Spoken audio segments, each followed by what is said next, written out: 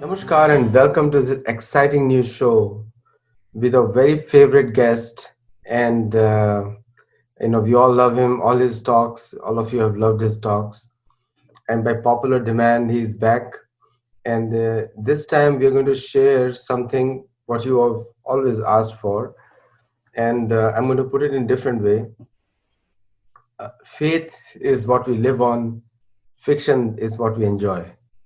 So let us hear from him directly. Let us welcome His Holiness Bhakti Rasamrita Maharaj from India. Hare Krishna. So Maharaj, there is a huge when people hear your talks again and again, and all your talks have crossed 5,000 viewers each. And so one thing which people are want to talk about is faith. So how do you define faith?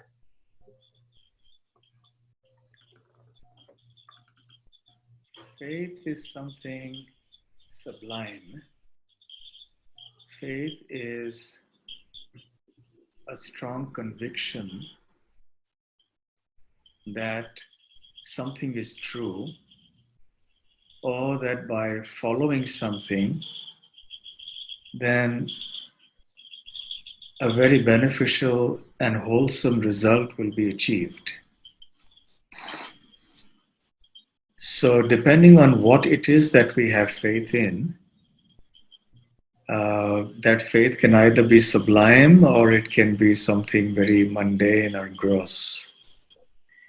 So generally we talk of faith in spiritual subjects, but faith is a term that is also very commonly used in our day-to-day discourse.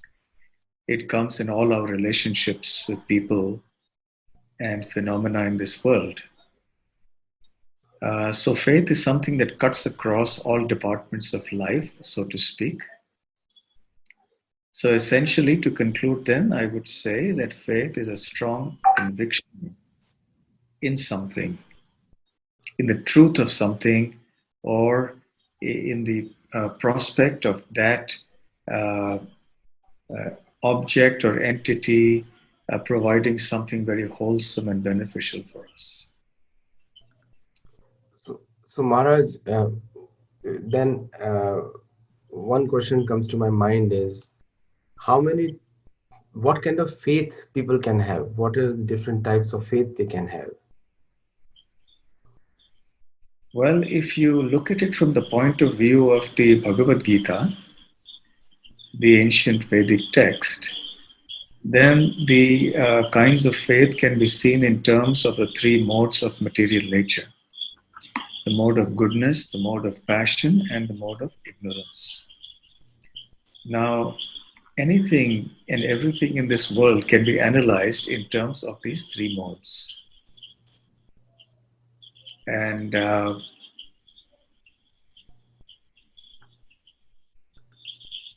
you there? Yes, Sorry, yes, we're there. I think we got cut for a moment here. Yes, please continue. So I was saying that anything and everything in this world can be analyzed in terms of the three modes of material nature. So also with faith. So faith is something that brings us peace, knowledge, joy. Faith that is based on truth, that is faith in the mode of goodness. So basically that's something that's on the level of spirituality, or that's something that takes us to spirituality.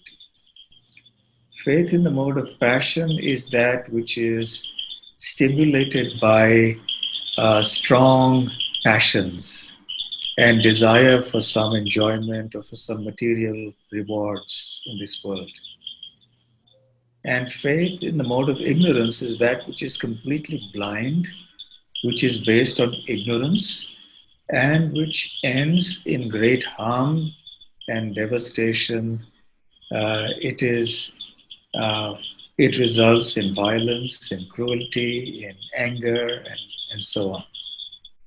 So broadly, I would say, from the point of view of Bhagavad Gita, these are the three ways in which one can classify faith. It's important to point out, Adi Guru Prabhu, at this stage that, regardless of whether we're believers in God or in spirituality or not, everybody has faith in something or someone.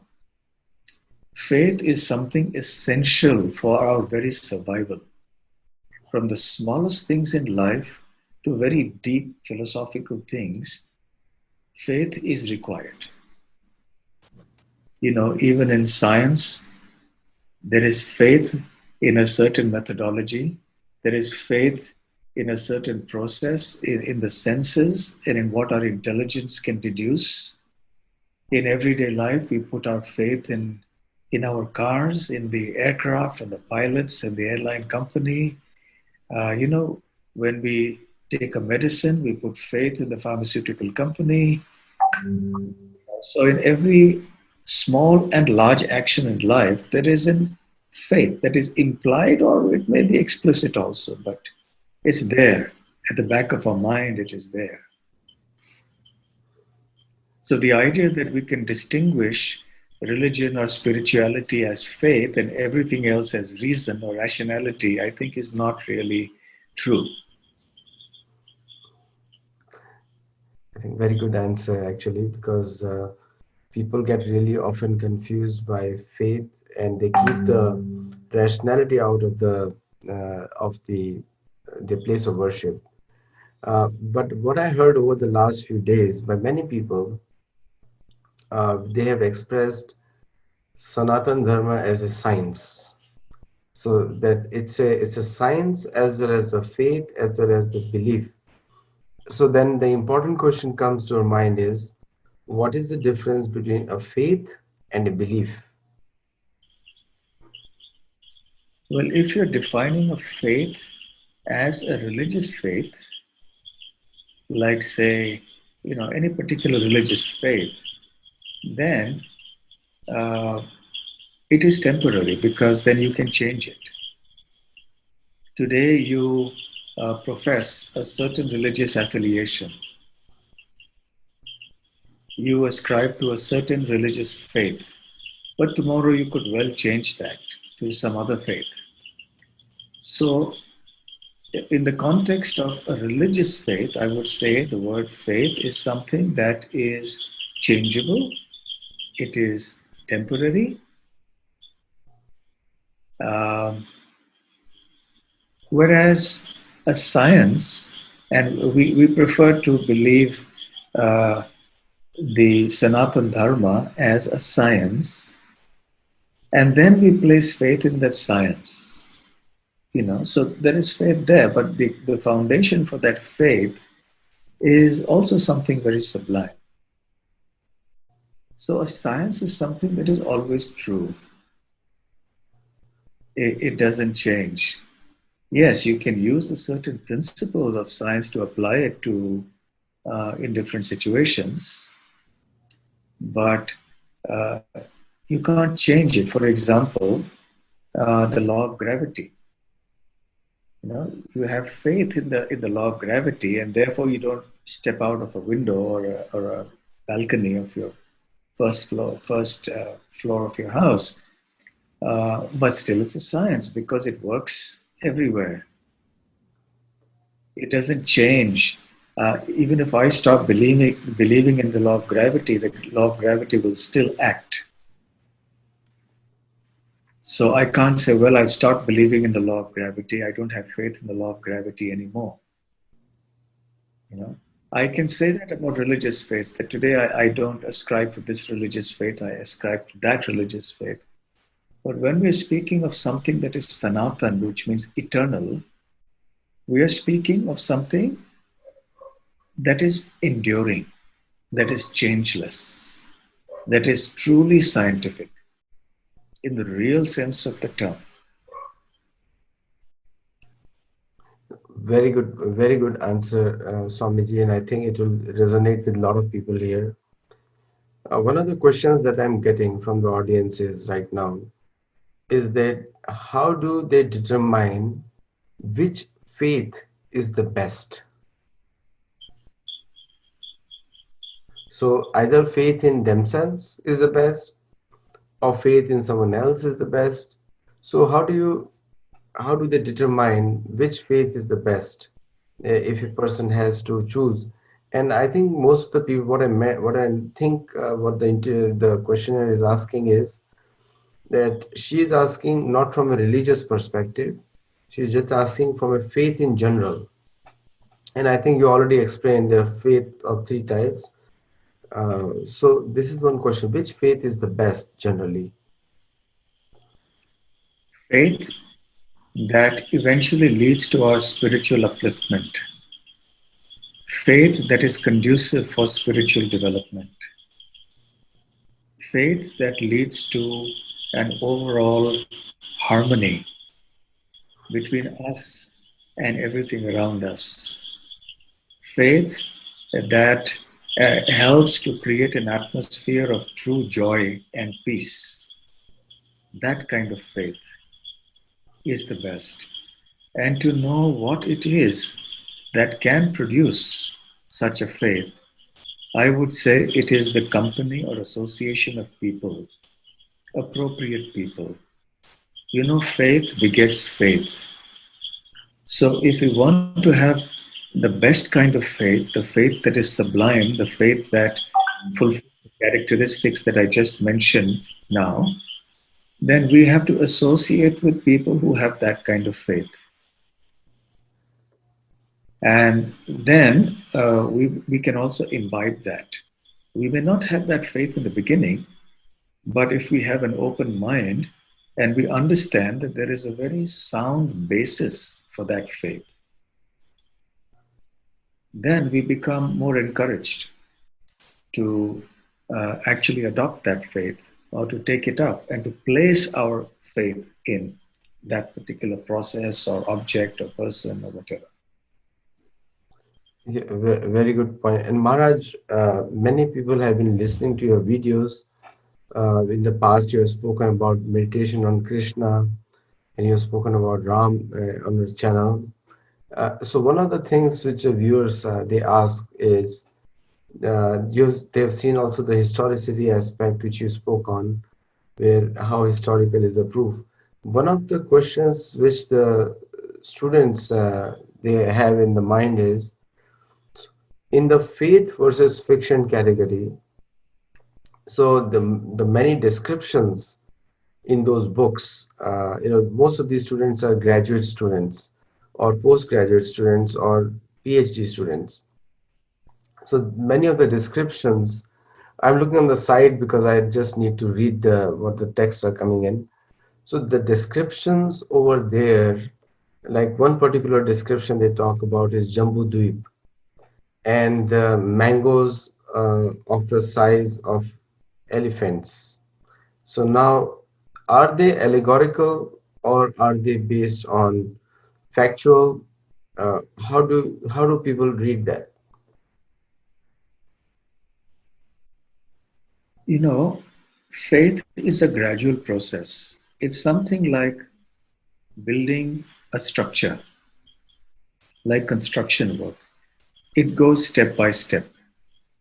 You start from the foundation, and then once the foundation is strong, then you have the ground floor and then the first floor, and then that's how the structure moves up. So, similarly, our faith has to progress like this step by step. Now, there are many things that may appear outrageous to the modern educated mind, uh, completely out of sync with what appears to be experience or logic or rationality and so on. But of course, the point is that our experience is very limited. We are prone to committing mistakes. Our senses are also uh, very, very incomplete. Their, their range is very small. So there is much to learn in this world on the gross platform as well as the subtle platform. So I would say that rather than focusing on such things, which, although true, are not the essential features of the teachings. That is not the crux of the philosophy.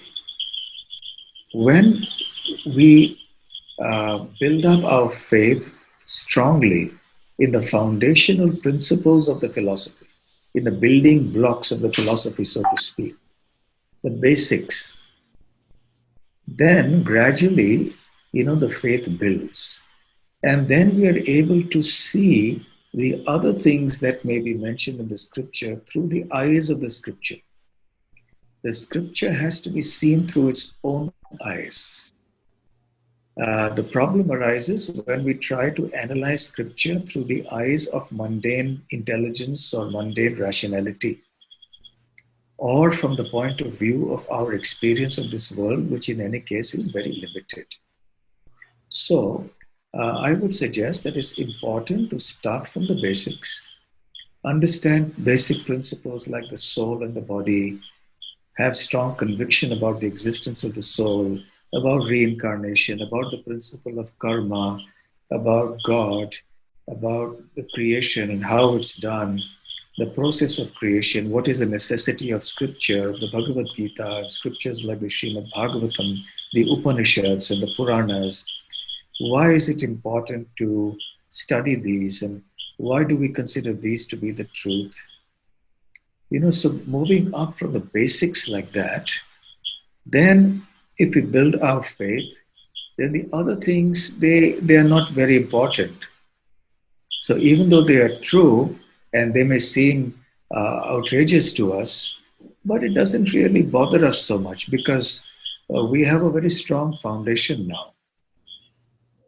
So therefore, I would suggest that instead of focusing on these for now,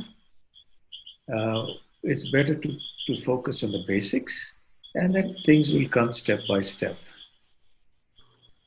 Yeah, thank you. And I think for the questionnaire, I would like to say is that there are some other videos on this channel by Swamiji, so you can access it over there, and I can forward you the links after the show.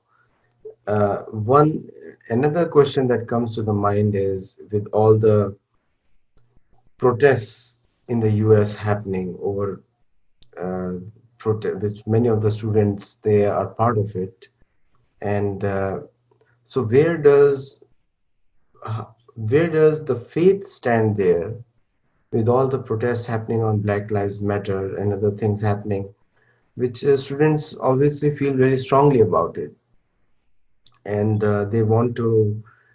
So it's a general. I would say it's a good heart intention by on behalf of the students that they care about what's happening in the society.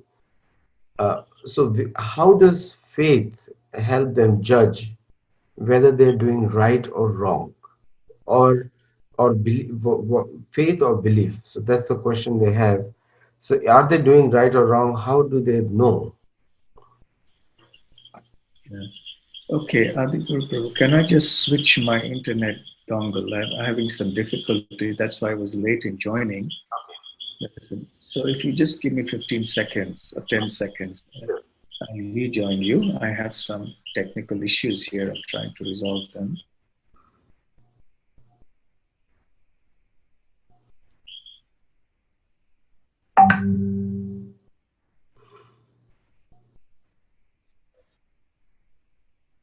Okay, I'm back. Yes. Yeah, and I hope this will not give us any further problems. Yeah, sorry, please continue. You were asking about the protests. Yeah. So yes, how does faith guide people, the students, whether they're doing the right thing or the wrong thing? Because many of them are making this decision with a lot of propaganda around them, and it's also well funded also. So students want to know like whether they're doing the right thing or the wrong thing. In one sense, these protests, insofar as the youth in the universities are involved, is something natural that I guess all of us go through as students. It's an age where you want to explore things, you want to really understand things, you want to challenge things. And so it's natural that there will be. Uh, I'm not referring to any specific issue on which the protests are held, whatever be the issue, but it's a natural age where we want to be a little revolutionary in nature, and so we can be also very idealistic, So this is a phase in life that most people go through. Um, Now, so that's one part of it. So I don't think we should blame anybody for having participated, because it's just the natural process of evolving in this world. And your thoughts, your opinions, your perceptions, your convictions, they all grow with time, with the experiences we have, the kind of people we talk to, the things we see and hear. So, and there is much in this world that is not right. So naturally, there will be protests. So I'm not against the principle of protest, because uh, it's it's something that is natural, and perhaps a civilized society, uh, in trying to find its bearings and in navigating to get onto the right path in the right direction, there will be such movements and such activities happening. So that's one thing. Coming to whether what should be the foundation of such protests, I would say that uh, intention must be backed by knowledge. Now, once again, I want to emphasize that I'm not referring to any particular protest against any particular phenomenon or activity or episode or whatever. I'm just making a general point that actions must be motivated by good intentions and also by knowledge. Then actions attain completeness and they become salubrious or wholesome or beneficial for everybody. If an action is done with knowledge but with a bad intention, it will have a bad result. If an action is done with a good intention but without knowledge, that will also have a bad result. So if actions are done with good intention and with good knowledge, then that will lead to a completely wholesome and beneficial result. So the question arises, given that we have good intention, what kind of knowledge are we speaking about? So we are speaking about knowledge that is in the mode of goodness, knowledge that is spiritual, that will lead us towards a spiritual platform. So when we're equipped with this kind of spiritual knowledge, then it enables us to develop a unique perspective towards phenomena and events in this world. It gives us a certain very clear-headed vision about what is what. This is the benefit of spiritual knowledge, that it gives you clarity about what is what, about what is important, what isn't so important, uh, what is right, what is not right. Now, it doesn't mean that you will know all the details factually of some particular incident or whatever. That is not the level at which I'm speaking. I'm speaking at a level wherein we are able to understand the bigger picture, the broader canvas on which the events of this world unfold inscrutably according to the process of the laws of nature and destiny and the karma and individuality and expression of people and so on. So by developing spiritual knowledge, one gets a very clear understanding about things.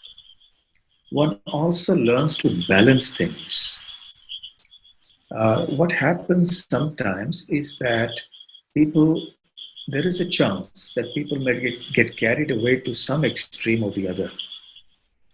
But what is really sustainable is that which is balanced.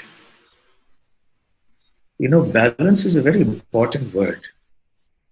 If we try to go towards extremes one way or the other, it will always cause disruption and instability. And then it will also cause um, conflict. So spiritual knowledge not only gives us the perspective, but it also gives us that sense of balance to put things in their proper place and not get carried away too much with any one thing and see things in relation to each other, and to see that there are always other sides of the story, and to put the whole picture together. That kind of a complete holistic vision is afforded by one who has spiritual knowledge. I know it's a very general answer, but I think I want to keep it like that. No, it's. I think you hit the nail. It's without taking any names, you have actually answered the question. And Margaret is asking that question, and she's thankful for that. Now, there's another. In Swamiji, today we are having a rapid fire with you, but thank you for your patience with everyone. Yeah, and That's that's a large audience here today. So one of the things which people are asking is, or some, I won't say people, but I would say it's a general question for all of them. See, you spoke about Krishna and Ram in your earlier meditation on Krishna is one topic we had covered one time. And you spoke many things about historicity over there.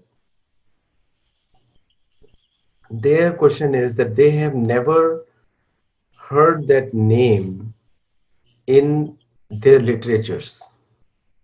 And how come, if he was such a big person, his name is not there in their literatures? That is one of the questions we have. You can choose to answer or not answer. no, I won't duck any questions. You can feel free to ask me anything. Uh, so, yes, you know, the events that we're speaking about and the personalities we are speaking about lived long ago, many, many years ago, thousands and thousands of years ago. And with time, things get forgotten. Even very, very noteworthy events, even cataclysmic events perhaps, just remain preserved in the memories and the cultures of a certain set of people. And then people spread out all over the world, and then they forget the original culture from which they came, right? Um, so let's look at the history of human migration all over the planet. So people migrated from one place to go to another place, and there's been a cross current of migration for centuries and centuries in all directions. Now, uh, certain people, they preserve the culture, their mother culture from where they came, but somehow as time goes by, then they tend to forget it because that emphasis is lost, that connection is lost. And then some new culture evolves, perhaps either independently because of disconnection from the mother culture, uh, and or because of connection with other people who have another culture, and you get assimilated into that, and you forget your mother culture, so to speak. Now consider this over a long time span, not just a few centuries, but thousands and even hundreds of thousands of years. So what you end up with is something that will be preserved only in a certain land, in a certain culture, amongst a certain type of people. So, the histories of Ram and Krishna have been preserved in India with the Hindu faith for centuries and centuries. Somehow or the other, this has sustained. It has been protected and preserved. But people who have been in other lands, for centuries and centuries, and they have had no exposure to this. So naturally, when they grow up in their countries, in their lands, they don't hear anything about it. So it all depends on how they are brought up, how they're raised, what their educational system is, what their general knowledge is, what kind of things they are taught in school, at home, in the society, what things they see on the television, on the internet, and so on and so forth. You know, at least nowadays we have internet, so learning about distant cultures is relatively easy. But in the old days, it was very difficult to learn about cultures from distant lands. You had perhaps somebody coming there, and he was quite a novelty, and people would see like he was some kind of a specimen in the zoo or something, and they would see him like that, perhaps. Uh, so, because of that disconnection, the knowledge of other cultures was not there. It wasn't preserved. And I'll tell you another thing. I was mentioning this in another lecture for some devotees in the UK. And they asked this question about mythology and faith and so on in the scripture. So I spoke about briefly about a Scottish mathematician called John Craig, who lived a few centuries ago.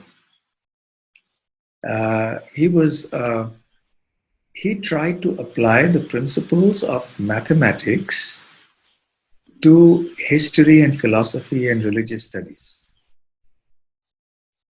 And it's quite interesting. Now, I'm not necessarily vouching for his, version or his conclusions, but I'm just saying that the basic general principle that he makes is interesting. He says that when a particular event occurs, even if it's a very, very important event, then depending on certain criteria, that event is more or less likely to be forgotten. What are the criteria? One is time. The longer the time period that elapses, between the event and the person who is trying to discuss that event, the longer that is, the larger the probability that it will be considered mythology or false. The second is distance. The more further away you are in space, geographically, the more you are disconnected from that, and therefore you tend to think of that as being something false. Similarly, also, there could be other criteria like, how close is the person who's describing the events to the events themselves. Was he a first-hand witness? Was he a second-hand witness? Was he a third-hand witness? What is the means by which that information was transmitted? So he did his own calculations, etc. And one of the conclusions he reached was that by 3100 AD, everybody will believe that Jesus Christ was mythology. Okay, so because that was his calculation. Now, believing Christians, they believe that Jesus Christ was a historical personality. And personally, as far as I'm concerned, I have no quarrel with that, no issue with that. We respect Jesus Christ as a Son of God. So we have no problem at all in accepting that historical personality or event of his birth and so on. But as time goes, but today there are also many, many people questioning the historicity of Jesus. Now, Ram and Krishna way, way, way back in the past. So when people are questioning Jesus, who was only 2,000 years ago, you can imagine how much more natural it is that people are going to question the historicity of events and personalities who existed years and thousands of years before that. So a time will come in 3100, according to his calculation, that more or less everybody will think that this is mythology, that Jesus is just a mythological character. So we must keep that in mind. So these are all the different reasons why people grow up in different lands not hearing about someone or something.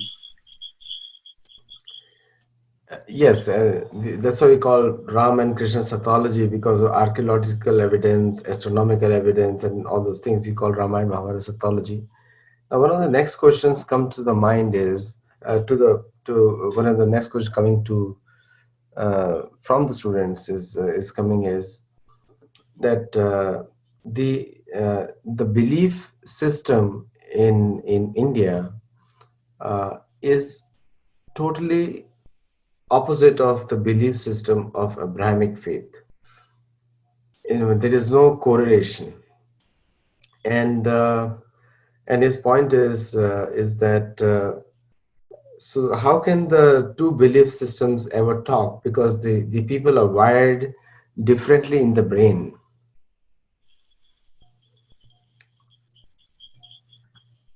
Well, that is more a result of how things are presented.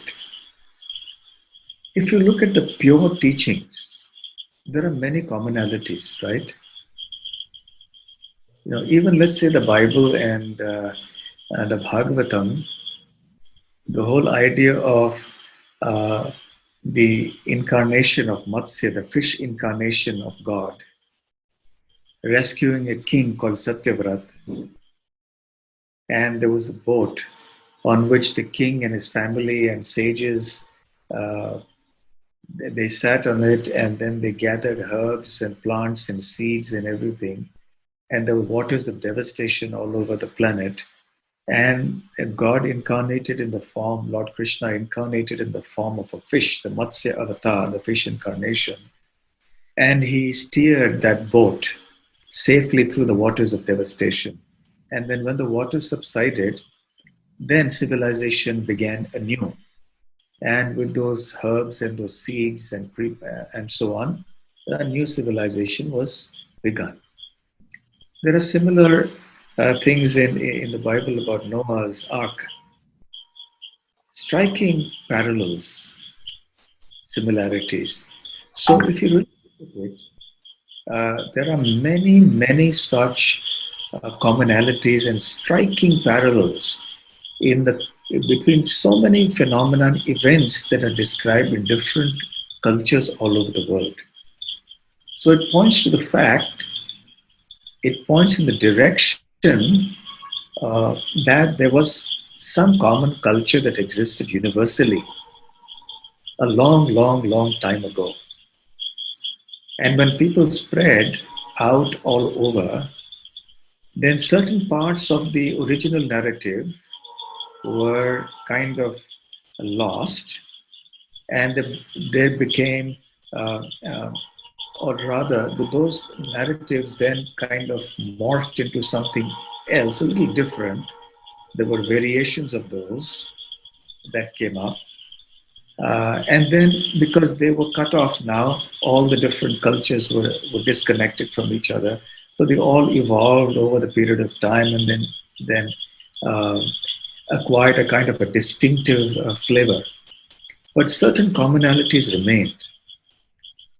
So that is why we actually understand that the Vedic culture, which is the most ancient, is actually the mother civilization, the mother culture of the entire globe. And Sanskrit is like the mother language from which all of the languages originated. So this is how I would see this. And yeah, it's a fascinating topic, but just a few thoughts on that. Yeah. I won't give too long an answer because I know there are other questions. Thank you so much, Maharaj. The one last question, and viewers, I'm calling him Maharaj. That's a respectful way of addressing him. So one way, one another question comes to the mind is and it's a kind of controversial. You can choose not to answer it also. That the one till recently, till 1960s, in Australia, and this question is coming from Melbourne. This somebody's watching in Melbourne. So till 1960, the Aborigines in Australia were considered under Flora and Fauna Act, which is not human. So they were considered part of the vegetation, animals, and other things. Until early 1930s and 40s, in the US, women did not have right to vote. I think it came in 1960 or 75, somewhere there they got the right to vote. And so that was the condition of women, particularly in these cultures, and in fact the humans also. And I want to touch about the other humans from other parts of the world who were treated not on par with the other humans which are there. I don't want to talk any color of the skin, so viewers must have got the hint by now. So what was the position in the Hindu culture or the Vedic Sanatan Dharma on these aspects?